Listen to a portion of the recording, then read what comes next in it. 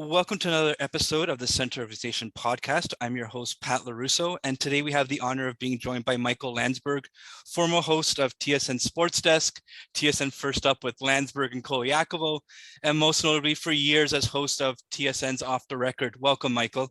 Hey, when you're saying that, I was going, get to off the record, because it's such a unique experience, right? That and it kind of shaped me for the rest of my life, right? Where I learned, and maybe I'm giving you more than you expected, as the first answer to should be like, thanks for having me. But I learned that it's okay for people to dislike me. I actually learned, and this prepared me for talking about mental illness. I learned not to care what people thought of me. And if you can genuinely live by that, and it's a lot of people say it, but it's not true. But if you can genuinely live by that, your life is a lot easier. Yeah, and that kind of leads into my first question. Back last July, you made a pretty significant life decision. You walked away from that successful career at TSN to kind of really focus on the charity and some of your other work. Why was it in that time did you make that decision to make that huge jump and really focus on the charity? I had been speaking to my wife about this for a good couple of years. And I think there's a lot that went into my thinking and a lot that didn't. Meaning when eventually when we made the decision, that happened like real quick. Okay, I'm done. But there was lots of elements to it. I didn't like waking up at 4 o'clock in the morning. I thought it was actually very destructive for my mental health. I didn't love radio the way I loved television. Okay. And I think I got tired of talking about the micro aspects of sports. Like I love a good chat about, Dubas and whether he belongs as general manager. I love a good chat about Taylor's hit to the face the other day, whether that should be suspended. Matthews cross-check to some guy's face. I love that stuff, but I don't love, Leafs, who are they going to play on the fourth line in the first round of the playoffs? I just got tired of that. And that's what the job calls for to some extent. Yes. So, for me, it was like, okay, what's next? No, and you've been very vocal about your struggles with mental health. So I guess your life being under the media spotlight for as long as it was, how did that play into your mental health, if it did at all? And what signs did you start to notice that there might be an issue? Yeah, good question, and a good follow-up on the two-part question. I think for me, one of the things that I'm really conscious about in being a mental health advocate, which is, for lack of a better term, what I am. I mean, I don't really understand that, but what am I going to call myself? I'm a mental health talker. I try to give people a better framework to deal with if they're battling an illness, where they'll have more confidence to come out and say, hey, I have this thing. So whatever that is that I do, I'm very careful not to suggest that my career was more challenging than other people's. Yes, television had some unique challenges for a person that was battling severe depression, no doubt about it. But every profession, every job, every person that battles severe depression has, I think, an equal battle on their hands. They're just all different. So what I first experienced was I had no idea what was going on. And this is, again, one of the important messages that I try to convey, that mental illness typically does not hit you like a body check, right? Where, you see the check coming, you get hit, you go into the boards, you don't go, oh my God, what just happened? All of a sudden now, I'm feeling this pain in my body. You just got body checked. But mental illness is not like that. Mental illness can happen so slowly that you don't know it's happened. And that's what it was for me and for many other people, that you have these tiny, tiny changes that are so small, you don't realize they're happening, until there's a cumulative effect of all of those tiny changes that add up to something that you do recognize. And that's what it was for me. It was like one day going, oh my God, why did I just turn down that offer to do something that I would always say yes to? And I started to think back about all the things that had changed about me. And I came to the conclusion, I'm not the person that I used to be. And the person I am, I do not want to be. And from that moment on, I went in search of help. Yeah, and so another point that, as I was reading up on your story, is the one major significant moment was back in 2009 when you realized that you using your platform could help and possibly save others. How significant was that realization to you? And how has that spearheaded some of the changes that you've done since 2009? Okay, so just imagine this scenario. 2009, I think it was October 20th, off the record, just another show. 2008 was the worst year of my depression life by a mile. I was totally debilitated by this, and I understood why people take their own lives. So when I was doing better in October of 2009, I was not opposed to talking about it, but I had never spoken about this on Off the Record at all, mental health, because I thought, why would I? People already think, Landsberg's arrogant and Landsberg's this, and he thinks he's so great and he just wants us to like him, so he's telling us, oh, we'll have sympathy for him. So I never knew.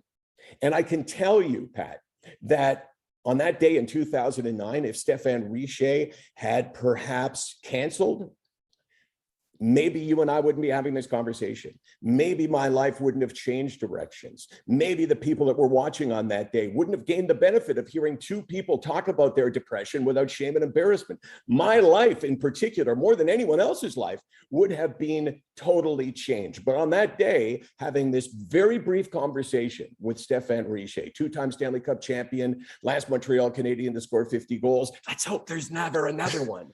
The fact was that I had read that he had battled depression in the 1990s. And I asked him, would it be okay if I asked you, just thinking I want to ask you a good question, and that's your job as a host. I want to ask you about depression. Would it be okay? And he said, I'd rather not talk about it. It's very painful. So I said to him, okay, I understand that. I'm glad I asked you in advance. I don't want to cause you pain, but if you'll talk about it, I'll talk about it. And he said, what would you talk about? And I told him a bit about me, and he said, let's do it. We went on the air. We talked for 2 minutes, and the reaction to that totally changed my life. I was having dinner with my wife and her family and my kids at a restaurant. It was called Tony Baloney's. It's not there anymore in Yorkville. Maybe it's there. Not really relevant to the story, though.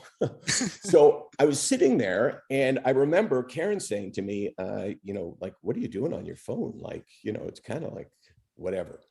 And which was not the first time we've had that conversation, and not the first time I'm sure most people have heard that, someone saying, get off your phone. But I showed her, I said, take a look at these. These emails came in after the show went to air, and they were all almost identical. Almost all of them said, hey, Michael, first time in my life I've ever seen two men talking about depression without shame and embarrassment. And because I heard you and Stefan talking about your battles, I'm sharing something with you I've never shared with another human being. And because of that, because I feel empowered, I am going to go to my family doctor tomorrow and start to discuss about getting better. And it was like, holy shit, how did this happen? I had no idea that any of us have that inside us, the ability to change the way others view themselves. And that was October 20th, 2009. And pretty well for the last decade, especially, I've spoken about it every day. Yeah, and that's kind of part, rolled into your role as ambassador for Bell Let's Talk, and that's been a very successful initiative and raised a lot of money for mental health research and really raised the awareness. How did that opportunity come about, and what do you take away from that experience or that responsibility as being the ambassador for Bell Let's Talk? Well, it came about in a kind of just a lucky circumstances, exactly the same way that I found that I had something valuable to other people, which was just sharing my mental illness. CTV TSN was owned privately, and Bell bought CTV TSN and created Bell Media. And in between the time that I did the Stefan Richer show and the time that they bought Bell Media, I produced a documentary for CTV called Darkness and Hope, Depression, Sports, and Me. And it was with Stefan Richer, Clara Hughes, and Daryl Strawberry. And they, I'm talking about Bell now, bought it, TSN, and created this thing called Bell Let's Talk Day. And they decided, okay, we're going to release this documentary at 7 o'clock on Bell Let's Talk Day. So that would have been like 2011, 2012, something like that. I don't remember. So I just lucked into it, and I got a call one day when they bought the company, George Cope. I looked down and on my call display and it says George Cope, and I go, oh shit. And I pick up the phone. No, not a word of a lie. Hey, George Cope, you can't fire me. You still haven't got permission from the CRTC to buy this place. So you got to be on your best behavior. And he laughs. Fortunately, it was kind of a Landsberg risk where, okay, I'm going to be a smartass and hopefully he gets me. And he said, hey, I know you talk about mental health, and I'm there too. My mom battled depression. It really affected all of our lives. And I want to do something, and I want you to help me do it. Now, I mean, my influence on this was obviously a lot smaller than his influence was, but he kind of signed me up for the team at that point. Excellent. So I'll share a little bit about myself. So back in 2014, I got diagnosed with cancer twice. So the running joke for the longest time was, if you're going to do it right. So I had cancer twice in 2014, but that led to my own issues of mental health, anxiety, the fear of mortality. And it's funny, I'm more readily available to others to share my story about cancer, whereas I'm not as quick to share about the mental health portion of my cancer recovery. So I just want to kind of speak to the stigma still, given the day and age around mental health. And I guess, like, for someone that kind of went through it myself, how did you break through that stigma, and what allowed you to kind of feel free enough to share it with loved ones? And why is there still that stigma, even though we know so much more today? Okay, well, let's take these one at a time. First of all, is it okay if I ask you what kind of cancer you had? Yeah. So I had testicular cancer originally, and then 4 months later, it developed into my abdomen. So the second time is when it got really much more serious, where they kind of had to like open me up and remove the two tumors. But it's funny, when when I was 35 years old, you're not thinking about death. You still think you have that entire life ahead of you. And then not only was I facing my own mortality, but I also went through a portion of my recovery was feeling a lot of survivor's guilt, because I had lost some family members and some really dear friends to cancer. So I was like, why is it that I'm going to come out of this, but not fully whole, but whole enough? Whereas I lost so many people that I cared about to the same disease. So I was really struggling with that aspect as well. Okay, well, I asked you the question, and I'm, obviously happy. I mean, this is kind of sounds token, right? I'm happy that you're doing okay and that you did well and that you survived, which kind of goes without saying. But I asked you that question because you had two tumors in your abdomen. Those tumors could be seen. They could probably be seen on an ultrasound. Those two tumors could be seen when they opened you up. Those two tumors could be biopsied. Like there was never a doubt, like no one ever said to a person who had a couple of tumors removed from their abdomen, are you sure that was real? Shouldn't you just maybe suck it up a little bit? So there was something tangible there, easy to understand. But depression and anxiety, you asked me why you're more hesitant to talk about it. It's because you can't biopsy it. You can't ever see it. And all of us, to some degree, have this belief that our illness somehow is our own fault. Like in your case, I'm sure you have thought, okay, well, maybe I'm weak, right? Maybe other people, were able to get through this without having a diagnosis and perhaps treatment for depression and anxiety. And you asked me about the stigma. That's one of the big reasons why the stigma exists, because we can't prove the illness is there. So when someone says to me, Michael, I know that you battle depression, how you doing? All they have to go on is what I tell them, right? Yes. And we are naturally skeptical. Yes. So we're always skeptical. Well, since I can't see it, he can't prove it. I wonder if it's a real illness, or it's just kind of, maybe he's just like a little bit weak. And I think that's at the heart of the stigma. If we could prove it, if I could carry around an MRI of my brain that said, and I pointed to it, look right here, this is depression. People wouldn't go, oh, well, you must be making that up, or suck it up, or what do you have to be depressed about, or go for a nice walk. I mean, you would see that the way people would have seen your tumors and never doubted whether they were real or not. Yeah, and for me, the way I kind of, my signs that something was off was, and I kind of call them now my, oh my God, I had cancer, like, oh shit, I had cancer moment. And it was always usually when I was by myself, especially on my commute into work.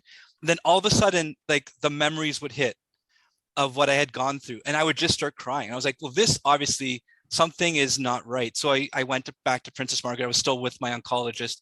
I immediately scheduled an appointment. They set me up with a counselor, and I believe it was like a 8 to 10 week session with her, just to kind of help me navigate through some of the survivor's guilt, some of the oh my God, or holy shit, I had cancer moments.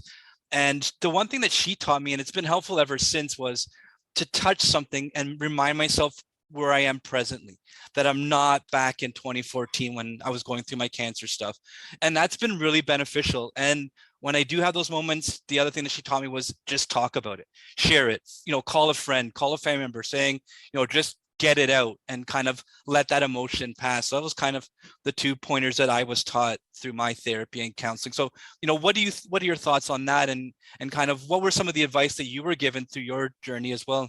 Well, I think that first of all, your story is incredibly predictable, meaning you experience what you experienced, which was not only, hearing the word cancer the first time, but then hearing it again and seeing doctors probably less, oh, don't worry, you'll be fine. I'm sure they said that the first time probably. And the second time they probably said, oh, we think you'll be fine, as opposed to we know you'll be fine. That's devastating. How can any human being be prepared for that? And sure, some people cope with it. Some people lie and they say they cope with it. But the expectation to me should be that this is going to be devastating, that you're going to live in fear of cancer returning, that you're going to be down, depressed potentially because of what you've had to go through and how it may affect your future. It's like I'm buddies with the fire chief in Toronto. His name's Matthew Pegg, and we talk about mental health a lot. And I was saying to him, I think you're a fire chief and you have the biggest fire department in Canada. So you have more people that are firefighters that are under your watch. I think you should expect that every one of them is going to battle PTSD. And if they don't, great. But the expectation should be that human beings are not prepared for many things in life, like war. Yes. You go to war, you should be on someone's radar that person is going to battle mental health problems when he or she returns, or maybe when he or she is fighting. Same thing with what you're talking about there. And we shouldn't be shocked that someone like you in your situation goes through that. I would suggest that is the norm. And it sounds to me like you got really, really good advice. Therapy is such an intangible thing, right? There's such a wide range. For instance, let me use the cancer analogy again. I don't know what drugs you took. Imagine you had chemotherapy. No, just the 2 surgeries. Okay. Yeah. So I knock on wood, I lucked out on that. It was just the 2 surgeries. Okay. So you are a wimp then, no chemotherapy. I mean, like, oh God, poor me. I'm so anxious. And if you think you don't think I'm being serious, obviously. No. But here's the thing. If you needed chemo and you went to your doctor in Toronto, and then you said, okay, I'm going to go to Winnipeg and find out what they say. And then I'm going to go to Saskatoon and Vancouver and all those places. Every single one would give you the same protocol. There's one way to treat a certain kind of cancer that is the gold standard.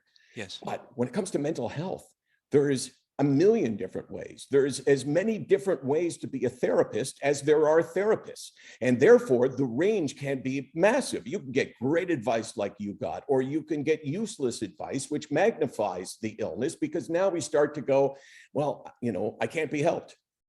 Yeah.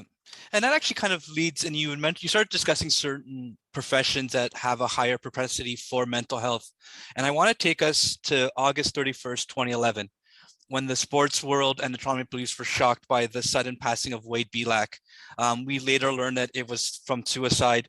It took a few weeks, but then you wrote a beautifully penned tribute to Wade, where you entitled it "Depression, My Friend Wade Belak." But it's not only did you discuss your friendship with Wade, but you also humanized his struggle with mental health and obviously and his suicide. What were the hopes of that article? And because you did humanize the reasons why he did what he did. And we still live in this world where there's a lot of antiquated thoughts on suicide and mental health. So what do you want those people that still hold those same antiquated thoughts to get from that article and from your current work today? Suicide, first of all, needs to be discussed. Just the silence that surrounds suicide is so damaging. It's like, parents don't say it to their kids. Like if you're talking to your 15, 16-year-old kid and you're talking about drinking and driving and responsible use of cannabis and sex and safe sex and all of these things, you got to put mental illness on the list and you got to put suicide on the list. You got to say that word over and over again. I don't mean every day your kid comes in and say, hey, do you have suicidal thoughts? But if you don't make it part of the conversation, your kid is never going to be able to come to you and say, I have these thoughts, and they aren't that unusual. So normalizing the talk, normalizing and desensitizing people to the word suicide, to me, is all part of the strategy. And the Wade thing for me was just a, kind of my way of expressing, my love for him. And also my way of trying to help people understand why it happens, because I can tell you, and you sharing your cancer with me has given me like the perfect metaphor for so many different examples. Like, for instance, when you went to the doctor and you found out that you had 2 tumors in your abdomen, I would imagine, I can tell you what you would have said. You would have said, oh my God, I don't want to die. I would do anything, but yeah, I don't know if you pray to God, whatever it is, you would say, oh my God, God, please let me live, let me live, let me live. And you would become obsessed with that, as I have in different illnesses. But here's the thing. You have the survival instinct that prevents you from really understanding why someone would ever take their own lives. So you want to live so badly. How do you explain a guy like Wade Belak taking his own life? So I tried to explain it in the context of that, people don't take we used to think, I remember when I was a kid, first of all, no one talked about it, but then it was like this stage where people would say, oh, did you hear that, Landsberg took his own life? And then the response to that would be, why did he do it? And now, like, we're always looking for, did he have a gambling addiction? Did he owe the mob money? Did he have a second family in Thunder Bay, Ontario? Like, all of these horrible things. That's not typically what leads to suicide. Suicide is a symptom very often of a mental illness like depression. I understand it because I was in Montreal, 11-2408 YUL MH5210400. I have that written on this arm. And the reason why is that 11-2408 is November the 24th, 2008. YUL is the Montreal airport code. MH521 is Marriott Hotel Room 521. 0400 is 4 a.m. in the morning. And I was in my hotel room. We were shooting OTR at the Grey Cup. And I sat on the edge of my bed and I thought, wow, this is why people take their own lives. I'd been in pain for so long at that point that I was so intimidated by the idea of having to go on and being me the next day that I thought, wow, you know what? I could see why people would say, okay, well, rather than continue this awful fight, someone would want to go in the other direction. And that actually leads very nicely to my next question. I've been following you on social media for a while now. One of the things that I can honestly say, and if you don't follow Michael, please do so, is your outreach to those on Twitter, more specifically. I've seen you on multiple occasions where someone has replied back to a tweet of yours saying that they're struggling or that they're in an extreme situation. And there's 5 words that I can honestly say you constantly repeat to these people is, please contact me, let's talk. Has anyone ever taken you up on that offer? Oh, yeah. And what sorts of advice do you give them in the moment to kind of get them to take a step back? And what sorts of advice can you give to those that might be helping others, like say family or friends that are struggling, that may not be able to seek that help, and maybe the family member is that main source of support currently? Yeah. Are we talking specifically about suicide now? Suicide in general, like I said, there's been a couple of tweets where people have said to you, hey, I'm thinking of harming myself. Yeah, that happens regularly. And yeah, of course, I would always respond to that. And I have learned a lot about the appropriate way to respond. I mean, the only wrong way really to respond is to not respond, right? Yes. Somebody who's in that position, the last thing they need is a blow to their ego, which is, I just tweeted at Landsberg and he ignored me. I mean, so that's just proving to them what they believe, which is that the world would be better off without them. So I think that the first thing I learned was don't go with the things that you believe you should go with. Don't tell a parent your kids will, your kids will be devastated by this. They know that concept, but the illness is a liar. The illness is telling that person, that mother with 3 kids, 12-year-old daughter, 14-year-old son, 18-year-old son, I'm just making this up. It's telling her that her kids will be better off without her. That sure, yes, they know, she knows that, when she first dies, they'll be sad, but their lives will be better without her. That's what depression does to us. That's what mental illness does to us. It convinces us of things that in a rational mind, no one would ever say Yes. that a parent's death would be better for the kids. Never. But that's what's going on in that person's mind. And you can't change that.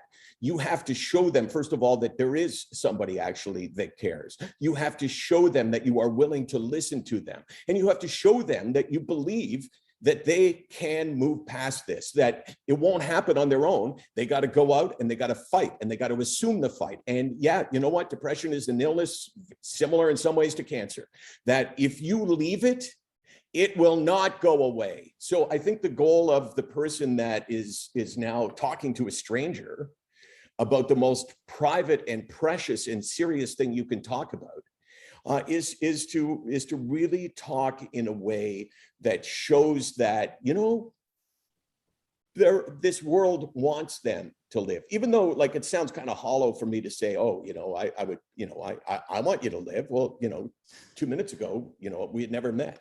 Yes. But I think that just that conversation can be empowering. And you got to know that, I have an example. While we were talking, I got a message from a woman in St. John's, Newfoundland, who reached out to me after a suicide attempt, probably almost 3 years ago now. She jumped out of a window on the 6th floor. So this was not a cry for help. Yes. Which I don't believe really exists that often anyway. But so I started talking to her. And for the last, say, 2.5 years, I have texted with her literally every day, and sometimes 50, 75 times in a day, trying to keep her alive. And no genius on my part to do it. But I knew that she needed someone to validate her illness. If you go to the emergency room and you say, hey, like I'm having suicidal thoughts, and you're sent home with an Ativan or any other benzodiazepine, that is basically saying to you, yeah, you're not that sick. These thoughts are not real. And I think that, I got a text from her now, and the story is crazy. Because I asked her, she had COVID. She had several strokes from the COVID.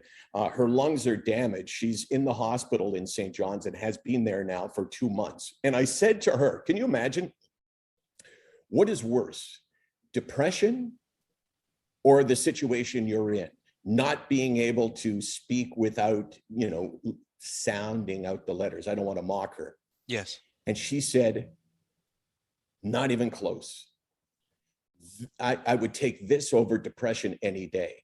And ironically, her depression has gone away. That I guess the assault on her brain, with all that she's been through, maybe is kind of like getting electroconvulsive therapy, that somehow it shocked her into feeling better. But that tells you how bad it is. And your charity has done a lot of amazing work since 2016. For those that hadn't heard about your charity or don't follow you guys on Twitter or social media, what is the mandate of the charity, and what sorts of work do you guys do to help those struggling with mental health? We kind of just do what I can do, which means what can I do? I can talk, right? I can share my own experiences. I can personalize it.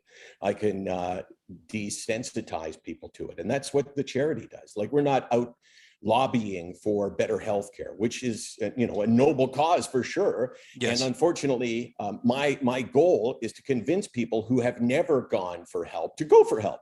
Yes. Right. And ironically, they're finding themselves into a system that won't accommodate them. So like when I spend 2 months trying to convince someone, go to your family doctor, get a referral to a psychiatrist, you are giving up your life to your illness, do it now. And they go to their family doctor and they get a referral and they call the psychiatrist and they get an appointment for 11 months down the road.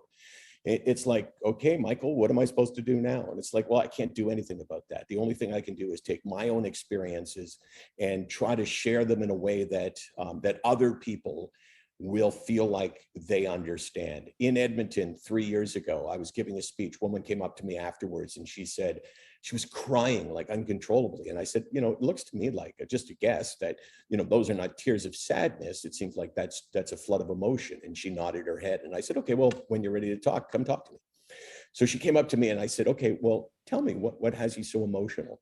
And she said, because I feel understood for the first time in my life. And she felt understood because I told her what had gone on and is going on in my head. And she said, that's exactly what I've been going through. And to a certain extent, we all experience that. So we have the ability to make people feel understood. We have the ability to empower people to come out and say, hey, you know what? I heard others talking about this. I can share this with my husband or wife or partner in any way, brother, sister, employer, anything. And I can go for help. It's that empowerment that's so important. And you do that by telling your own story with strength and conviction. And the other part of the equation is to talk to all of the people. You know, if 10% of the world is battling depression right now, there is about 80% of the world that is caring for someone who's battling depression, either now or in the past or in the future. And I can help them understand the key thing to being a caregiver to someone with this illness. And that is to say, and you got to believe, you will never understand it. You can never understand what depression feels like unless you've been through it. And I'm here to testify, I thought I understood it. And then when I got hit by it, it was like, oh my God, this is nothing like I thought. It's 1,000 times worse than I thought and 1,000 times different than I thought. So I think that's what we do. Our goal is to show the world that mental illness is a sickness, not a weakness. And that perception of weakness, I think, is based on, as I said to you before, the fact that we can't prove it. And the fact that it's easy for others to look at us and take the easy way out, which is, oh, you know, this must be your fault, or you must be weak because, you know, you've let this happen. So I do have one final question before we wrap up this interview, Michael. And we know the last couple of years, especially with COVID and all the lockdowns, that a lot of our society has felt isolated from others. Based on what you've said through some of your answers, a lot of what helps people like get through mental health and realize that they're not alone is through that community. Have you found that there's been more outreach over the last couple of years to yourself, to your charity? I know, you know, we're starting to see the reports in the news that resources are essentially being used up, and more so than we've ever seen prior to COVID. I just want to kind of get your thoughts on the whole COVID experience, right, and how, you know, we can help those that are struggling kind of come through that on the other end as well. Well, I think the first thing is you have to differentiate between what we've been calling post-pandemic fatigue and mental illness. Post-pandemic fatigue would be, oh my God, you know, like I'm so tired of wearing a mask. I'm so tired of having to work from my home. I'm so tired of not being able to do the things that I like. I'm so tired of, you know, mourning the loss of people who died. Like all of these things that when you add them up, it's been a really shitty time for 2 years. But that's not necessarily a mental illness. That's a normal reaction to crappy times in our lives. Like, who's going to say, no, you shouldn't be anxious about COVID. Yes. You shouldn't be anxious about the sixth possible wave coming. And no one's going to say you shouldn't be sad about what you've lost and the people perhaps that you've lost. So that's a normal reaction to it, which I think can best be served by saying these words to people around you. At work especially, hey, anybody else feeling like, and then you talk about how you feel. And I think you find that almost everyone is, but there is this sense of isolation, which comes from believing we're the only ones, that yes, not everyone is being debilitated to some extent by as a reaction to the pandemic. And then there's, you know, real mental illness, which I think at the heart of the difference is whether it's constant, meaning like I know for me with depression, no matter what happens, I can't feel joy. So it doesn't matter that something great happens to me. I can know that that's great. Hey, Michael, here's a check for $5 million. I would know that's a good thing. Yes. But I wouldn't feel it's good. And if you can go in and out sort of going, yeah, hey, Leafs just won a first round playoff. I'm feeling joy. Yes. That would be to me a sign that maybe it's not the mental illness that we're fearing right now. It's actually a reaction to a pandemic. No, thank you so much for that answer, Michael. And I guess before we wrap up the interview, where can people find you, your charity on social media, and how can people maybe help donate funds to your charity to help support you? Kind of just let our fans know where they can find you. We've used the Russian hockey model where they hand you a bag of money. I can't tell you how many guys I talked to who said, it's true. And I'm trying to remember who it was, said, oh yeah, this little old lady used to come every other Friday and she would bring in a paper bag, this bag of money. So yeah, let's go with that. I'll give you my home address and drop it off. Or you could, I've never been big on reaching out for, even on behalf of the charity. I'm not good at asking for money. I'm not good at necessarily even publicizing what we do. But if you want to follow us, Sick Not Weak, at Sick Not Weak, obviously on Twitter, I'm at Hey Landsberg. I do a blog every day called the Daily Lands Blog. When I say every day, basically out of the last 1,600 days, we've probably done 1,550. So yeah, it's pretty well constant. It becomes a community. We use the hashtag Sick Not Weak. And if you use that, someone, when you reach out, is going to say, hey, I got your back, or hey, I'm here to talk. Social media is a pretty good place to find us. And we have a website, sicknotweak.com. And if you were so inclined, you could donate there. But, like I said, I'm better at the sales pitch than I am at closing the deal. Fair enough. And funny you say that. I'm actually in sales. So I actually appreciated the scale pitch, and just we got to work on the close there, Michael. We really do have to work on the close. But I do want to share this story, Michael. I shared it with you prior to us recording this podcast, but I really want our listeners to know just how humble, how amazing of a human being you are. But I shared the story with you that we met at the Mitch Marner gala or charity event at Dave & Buster's. And I remembered feeling out of place. I was rubbing shoulders with guys from TSN and Sportsnet. And then I ran into you and I was like, Mr. Landsberg, can I have a photo? And I'd like to get your thoughts on the event. And you stopped me and you said, my name's not Mr. My name's Michael. What is your name? And just that small little interaction with you and our little chat about the Leafs and how terrible they were at the time. And we still, you gave me a little chuckle. It set me off the rest of the evening feeling that I belonged. And I was able to, kind of continue to cover the event. And I just walked away from that saying, I met a lot of people that night, but there was one that stood out, and that was yourself, Michael. So thank you for your humility. Thank you for all the work that you do to support others. I know a lot of the work that you do doesn't come always with a thank you, but thank you from all of us that you've touched through your work and just by being an amazing human being. Hey, my pleasure. And, one of the lessons that I sort of take away from that story is that we hold the bar pretty low when it comes to what we expect of people, right? Oh, Michael, you were nice to me. It's like, that's so shocking. Oh my God, I can't believe it. You were actually nice to me. I mean, it seems like our expectation should not be to say it was amazing that you were nice to me. It should be the other way around, which is, hey, that guy, what a dick, because I expected him to be nice to me and he wasn't. So my pleasure. Thank you so much, Michael, for your time today. My pleasure.